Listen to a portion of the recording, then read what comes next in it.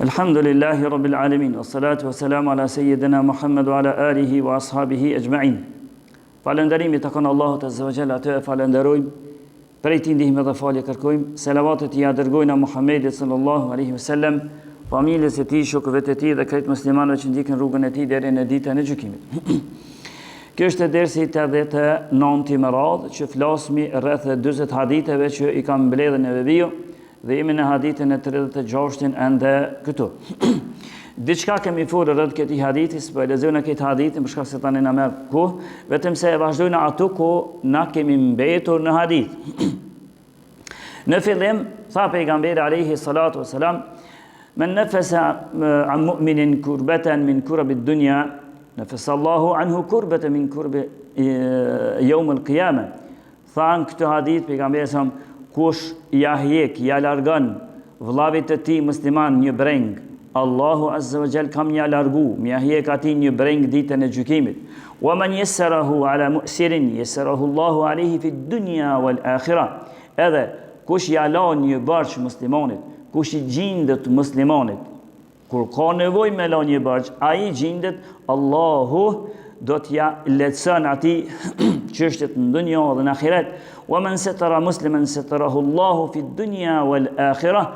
Edhe kush i ambulon muslimanit një tëmet, një muslimanit që s'është tip që e ka të shpërnda me të keqen e tij, kush i ambulon, Allahu Azza wa Jall atij do t'ja ambulon tëmetën e tij në dunjë dhe në ahiret. Edhe tash kena mbetë kjo fjala, wallahu fi auni al-abdi ma kana al-abdu fi auni akhihi. Allahu është në ndihmën e robit të tij, përderisa robi është në ndihmën e vëllavit të tij. Kjo pjesë është e thjesht për të kuptuar.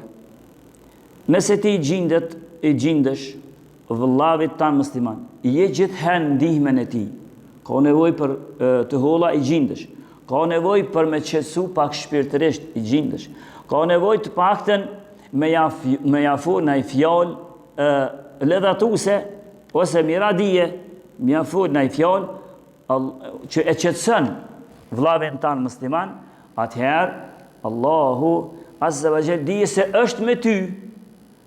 Këta dënë me di që Allahu është me ty, që ti sa je me vllavin tanë musliman. Nëse ti hiç nuk je me vllavin tanë musliman, ki një rreth muslimanëve që të rrethojnë, edhe para asnjënin hiç s'më në fokuson kukën tonë dhe që e kam një vëlla musliman që unë i gjinë naj kur ka nevoj. Se ki asë një. Nëse është që shtë, dije se edhe Allahu Azza wa Jall është largë teje. Pastaj, vazhdan hadithi, wa man seleke tarikan yaltamisu fihi ilmen, sahhala Allahu lahu bihi tarikan ila al-janna. E kush e ndjek një rrugë të dijes, kush e ndjek rrugën e dijes, Allahu kam ja lehtësu atij me këtë ndjekjen që po e ban, ja lehtëson rrugën për në xhennet. Apo e vreni se sa e rëndësishme është mu mirë me dije. Sa e rëndësishme është mu mirë me dije, kur ti veç pse po këshyr me ndjek mu bo njëri ditur, Allahu Azza wa Jall ka me ta lehtësu ty me këtë ndjekje që ka po e ban, ka me ta lehtësu rrugën për në xhennet. Dhe kjo ndjekja, me thonë drejten, i ka dy kuptime. Edhe ndjekje kuptimore, nëse mund me i thonë, që hinë se je duke ndjek rrugën e dijes, je duke ndjek, është edhe nëse ti për shembull i ke gjetë në rrjetet sociale. E ke gjetë në rrjetet sociale se një filan dietari i pas ka spjegu kaq libra, edhe ti të janë ndjek prej shtëpisë, të janë ndjek derset e tij, që ka mos spjegimin e dijes së tij, edhe je ty përpiq me ndjek dhe me përfitu ti. Llogaritësh se je duke ndjek dijen. Llogaritësh që je në këtë rrugën që Allahu ka me ta lehtësu ty, përmes sojna rrugën për në xhennet. Ose për shembull, nuk je person që mirëshëm, s'do mi ndëgju shumë dietarët që ka pas kanë spjegu, libra që i pas kanë trajtu ato, mirë po je njëri lezushëm. Edhe i merë, alhamdulillah, tash jem bo shkrimet librave, mirë, shola bon edhe më mirë dhe më shumë. Edhe i gjemer librat, i qetë në tavolinën tonde, edhe janis edhe i lezen librat. Edhe janis i lezen librat. Leximi i librave çikje fetare. Prap, hen në këtë hadith se je duke e ndjekur rrugën e dijes. Kjo është kuptimi i parë e fjalës të pejgamberit sa kota, kush e merr një rrugë për ta ndjekur dijen, Allahu kam ja lecu rrugën e tij për xhenet. Edhe çtu, duke qenë shpeti, hen çet hadith. Dhe që ndëgjë derse, lexon libra, ose nëse e kin shpe, hoxhen edhe ma mirë. Kjo e para. Kuptimi i dytë i kësaj fjalës pejgamberit alayhis salatu wasallam është kur ti merr rrugë, hec, e kin një hoxh, një dietar me një qytet Kosovës, nuk është në qytetin tënd, nuk është në fshatin tënd, por është me një qytet. Ti e din që ai dietar, ai hoxh, ai thers, pas ka ligjërat, edhe ti të rrek i hyp kjerit, nëse edhe në kam nëse shkon, ose kjerit, ose del në rrugë dhe ja ban kjereve që shtu, edhe shkon e ndjek ndërsa ai hoxha. Këtu ke marrë rrugë. Ose sikur që e kanë vepru, edhe të parët tun, ka marrë udhtim prej shtetit në shtet. Prej krahines në krahin tjetër, ose shtetit në shtet, veç për me marrë dije. Edhe ato, ka rastis, ka marrë udhtim prej shtetit në shtet, veç një hadith që ka një ta vërtetej që të hadith, a është vërtet apo jo. Me marrë dije. Edhe kjo tash, është edhe ma e qartë në kuptimin e hadithit. Nëse ke ndjek si rrugë, e ki një hoxh me një qytet tjetër, jo lipjar, shkon keni që aj po ma nders ligjërat, shkon enkas për hir të Zotit me marrë dije fetare, edhe ti ki me hinë këtë hadith që Allahu ka me ta lecu rrugën për në xhennet. Allahu ka me ta lecu rrugën për në xhennet. Pastaj vazhdon hadithi, thotë wa majtama'a qaumun fi baytin min buyutillah yatluna kitaballahi wa yatadarasunahu min bainahum, thotë illa nazalat alayhimus sakinah. Thotë pejgamberi sa, e nuk ndodh nëse njerëzit muslimanët besimtarët takohen me një vend, të bohen me një vend, në një prej shtëpive të Zotit, të bohen në një vend, në një prej shtëpive të Zotit, me ndonjë xhami, edhe ato e lexojnë Kur'anin, e lexojnë librin mes veti, Kur'anin e lexojnë, edhe është me një xhami, është një hoxh, i mëson njerëzve Kur'anin, këta shkojnë të buhen hoxhën e pelexoj Kur'anin, am të lexu mirë, edhe përmirëson hoxha. Ose një hoxha ka nis e mëson ABC-n e Kur'anit, alfabetin, se si me ardhe të leximi i Kur'anit arabisht, edhe kënë ndëgju, shkojnë të ai hoxha, qoftë në xhami apo dikun tjetër. Tha pejgamberi kur të ndodhë çështu të buhen për çtë, ose au yatadarasunahu, që i bjen, ose mësojnë jo veç leximin e Kur'anit, por e mësojnë edhe shpjegimin e Kur'anit, i thojnë edhe tefsirin e Kur'anit, e që në Kosovë ka. Pak me dash njëherë njoftë e keni edhe në Prishtinë atje, e keni zbërthim tefsirit e Kur'anit. A nëse të buhen qështu, është edhe ma i qartë, edhe kënë hadithin, se nëse të buhen në një vend, kur është të buhet tefsiri Kur'anit, çka për bjen tefsir?